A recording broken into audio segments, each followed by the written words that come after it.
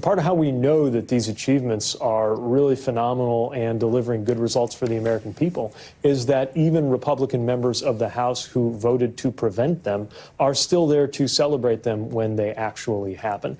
Representative Boebert has written letters of support for projects in her district to be funded with President Biden's infrastructure package that she didn't just vote no on, but referred to as garbage. That didn't stop her from saying that garbage, I guess, as she had called it, was going to be good for her district. And sure enough, you know, when the project is a good project, we're going to fund it, regardless of the politics. So we're doing a project on I-70. We're doing another one that is benefiting the city of Pueblo and helping it reconnect the kinds of highway, road, and street improvement projects that motivated President Biden to fight so hard to get that infrastructure package done in the first place. The United States Congress. The historic investments we're celebrating today is in Congressman Boebert's district. She's one of the leaders of this extreme mega movement. She, along with every single Republican colleague, voted against the law that made these investments in jobs possible. And that's not hyperbole, that's a fact. And then she voted to repeal key parts of this law. And she called this law a massive failure. You all know you're part of a massive failure?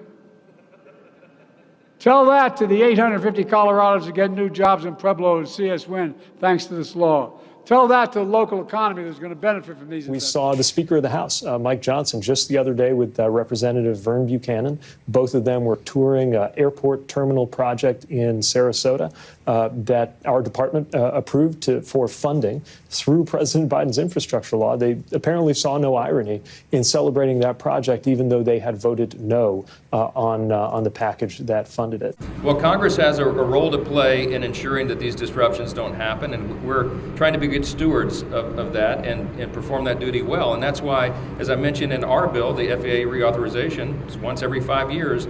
This time around, we put some important reforms in there. We want to build up the supply of pilots that are available, and obviously we need some reform at the TSA.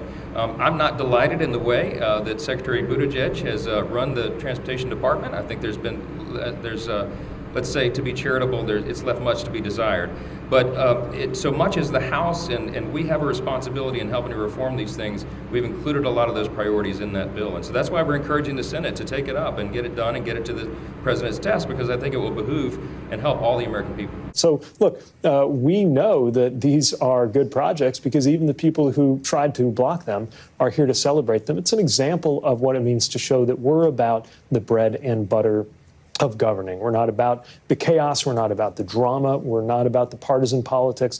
We're about getting stuff done, including fixing roads, bridges, tunnels, trains, airports, ports, and all the other things we've been working on so hard as an administration, especially since President Biden signed that historic bill 2 years ago. 35,000 infrastructure projects. And before you say, oh, you're not going to see a bridge for 20 years or whatever, there are Republican senators humiliating themselves on Twitter now, talking about how excited they are that the broadband is coming to them, $3 billion going on. Tommy Tuberville, I think is how you pronounce it, says like the broadband's coming, and then Joe Biden gets to quote retweet him and say, see you at the groundbreaking, which is what he did to Mitch McConnell. John Cornyn's been doing it, Nancy Mace, Elise Stefanik.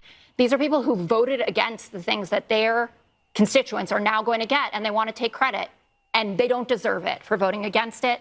10.5 million new applicants for small business loans in the last 2 years. That's the fastest we've seen that happen.